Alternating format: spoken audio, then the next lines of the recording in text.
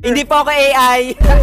Sir, storeboy lang kita, okay lang? Yes po. Sir, kasi sabi ni Juan Ponce Enrile, there's a very evident daw po na force na parang pumipigil dito sa impeachment. So, kayo po ba pabor kayo na matuloy itong impeachment trial For me po, yes po. Kailangan po matuloy po kasi based din sa Constitution po, no, meron tayo. Kailangan hindi po dapat nilalabag yon. Kaya nga dapat hindi po binalik yon sa Congress kasi parang hindi po dapat talaga siya ibalik. Then, favor din po ako sa impeachment kasi marami na pong mga evidence na lumalabas, lalo na po sa confidential funds po natin, no? Lalo na maraming mga personality na rin, maraming mga pangalan na hindi naman po nag-i-exist po dito sa country po natin, katulad nila Piatos, no? Mary Grace Piatos, tsaka meron na rin mga personality na nadadamay katulad ni Marian Rivera. So, kailangan masusi pong pag-aralan yung impeachment po, no? Yun po. Para yun. Para mapatunayan na, no? Yes po, kung may sala ba or wala. And then may ano lang din po ako, message po sa mga senator. Kailangan po masusi po nilang pag-aralan, lalo na yung mga evidence, no? Masusi po nila dapat alamin kasi dapat hindi po sila bias. Dapat favor po dapat sila at dapat manatili yung justice system po natin sa Pilipinas. Yun lang po.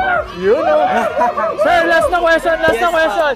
Ano po ba kayo? AI po ba kayo, sir? Ay, hindi po ako AI. Ayan, thank you very much. Thank you po.